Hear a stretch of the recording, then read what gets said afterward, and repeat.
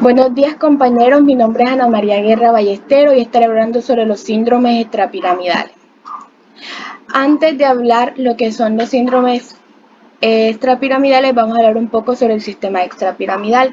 El sistema extrapiramidal hace parte de la vía descendente, donde vamos a encontrar la vía piramidal y la vía extrapiramidal. El sistema extrapiramidal está compuesto por 5 vías principales, en las cuales tienen unas funciones que tienen funciones en común, donde van a tener que estas van a ser semiautomáticas, van a estar en lo que es el equilibrio, lo que es el tono muscular, la flexión, la extensión, y también van a acompañar los movimientos voluntarios.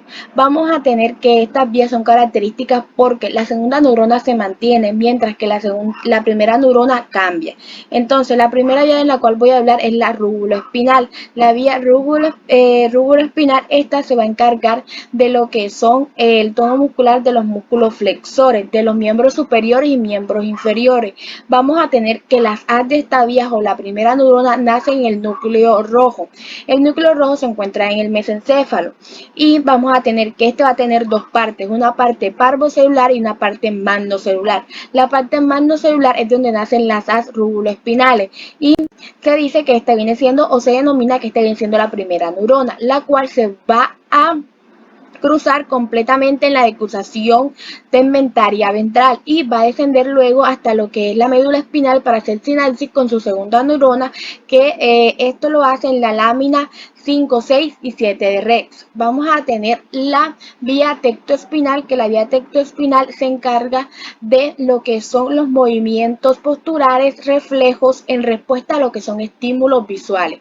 Y vamos a tener que esta va a nacer sus as o la primera neurona de esta van a ser en las células más profundas del retículo o del tubérculo cuadrigémino superior, y luego estas van a recorrer anteromedialmente alrededor de la sustancia gris para luego cruzarse y decusarse completamente en lo que es la decusación tegmentaria dorsal, y luego estas van a descender hasta los niveles protuberanciales. En los niveles protuberanciales estas se van a unir o incorporar a lo que es el fascículo longitudinal medial y luego van a descender hasta lo que es la médula. En la médula van a estar en el cordón anterior cerca del surco medio anterior de la médula espinal y van a hacer sinapsis con su segunda neurona en la lámina 6, 7 y 8 de Rex. Vamos a tener la vía vestíbulo espinal, que esta tiene dos componentes, un componente vestíbulo espinal medial y un componente vestíbulo espinal lateral. Estos dos componentes van a nacer del complejo vestibular que se encuentra en el piso del cuarto ventrículo, en la protuberancia y el bulbo.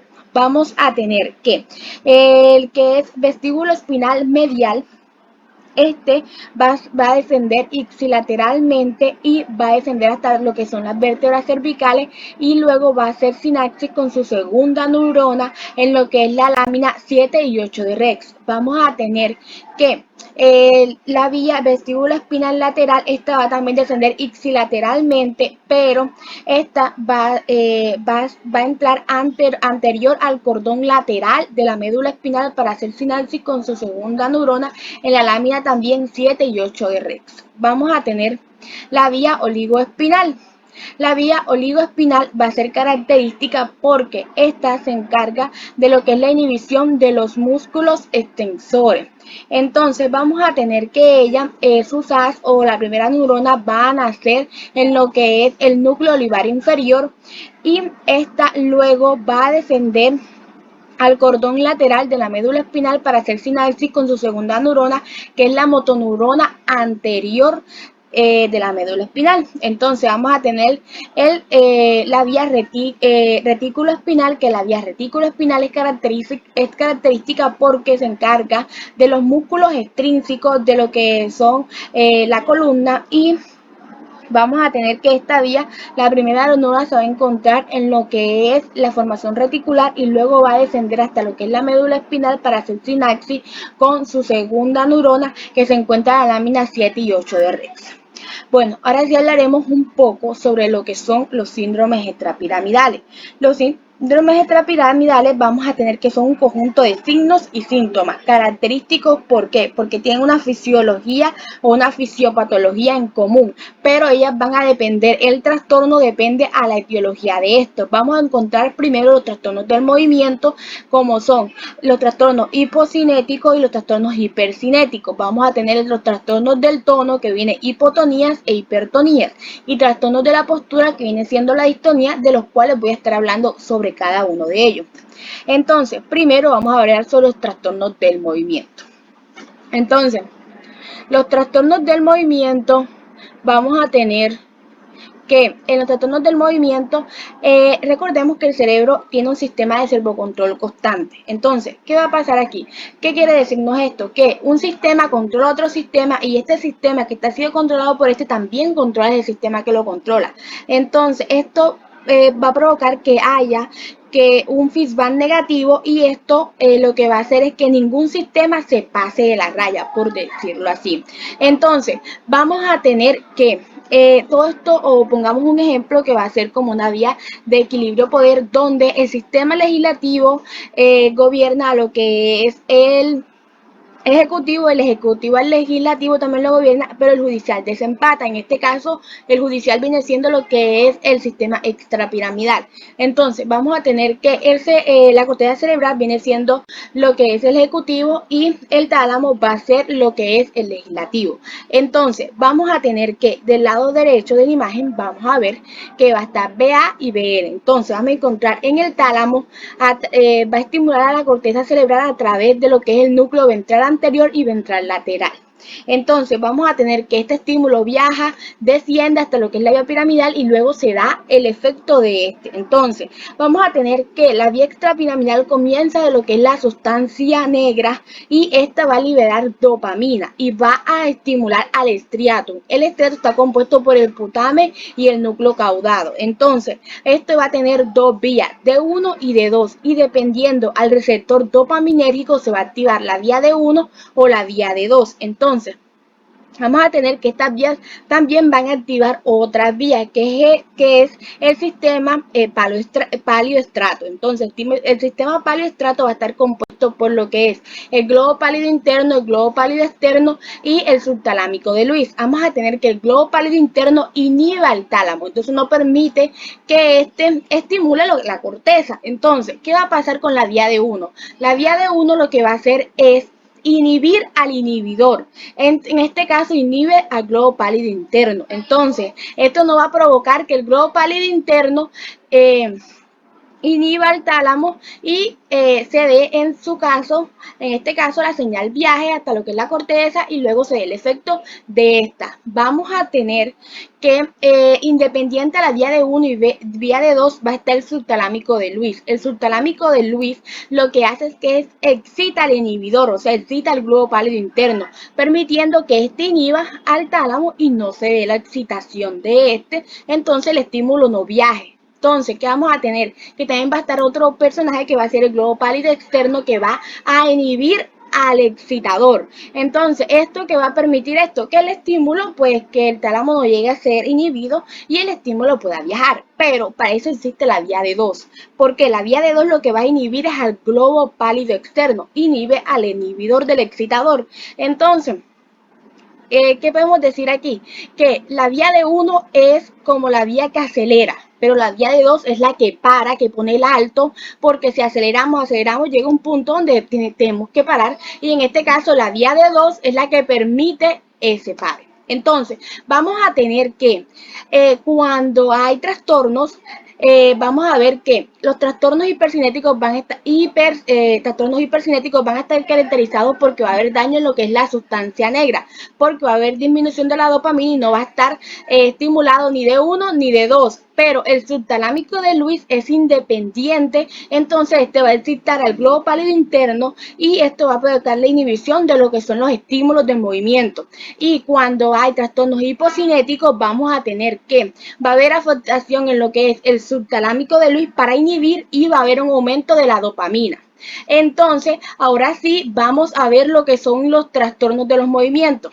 Entonces, vamos a tener los trastornos hipercinéticos, vamos a tener el temblor. El temblor es característico porque este es sugestivo a lo que es la edad también, a lo que son los antecedentes familiares, y vamos a tener que este trastorno es caracterizado porque este trastorno se da en reposo. Recordemos que hay varios tipos de temblor, que es en reposo, el temblor que es de actitud, que este también es característico porque es cuando la persona tiene un objeto, pero cuando la persona está a punto de llegar al objeto y no tiembla durante el trayecto, pero cuando está a punto de coger el objeto comienza a temblar.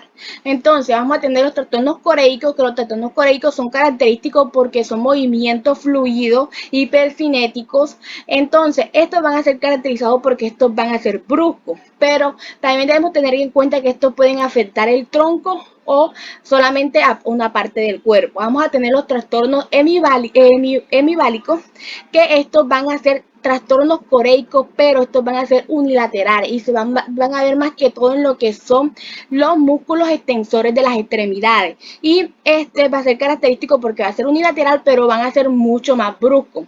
Entonces, vamos a tener otros trastornos que vamos a ser los mioclónicos, que estos son trastornos que son como sacudidas, pero son contracciones musculares bruscas, que estos se pueden dar focalizados o no. Y vamos a tener que esos van a tener también un breve tiempo entre cada uno de ellos. Vamos a tener también los tics, que los tics pueden ser, que ellos pueden ser el tipo de tic que puede ser que las personas puedan tener ritmo o no, y puede haber un intervalo de tiempo entre cada uno de ellos, y el intervalo de tiempo puede ser de medio segundo o de un segundo, y vamos a tener que estas son contracciones de esto.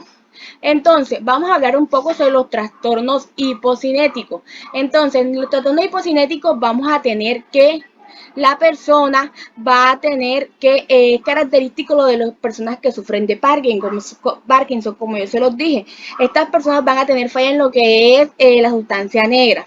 Entonces, vamos a tener en cuenta algo, que en la enfermedad de Parkinson también es característico los trastornos hipercinéticos, pero aún no se conoce por qué este trastorno también se incluye dentro de esta enfermedad. Y también debemos tener en cuenta que este trastorno hipocinético, que no permite que se dé los movimientos, también pueden ayudar o contribuir a lo que son los trastornos del tono, de los cuales voy a hablar ahora.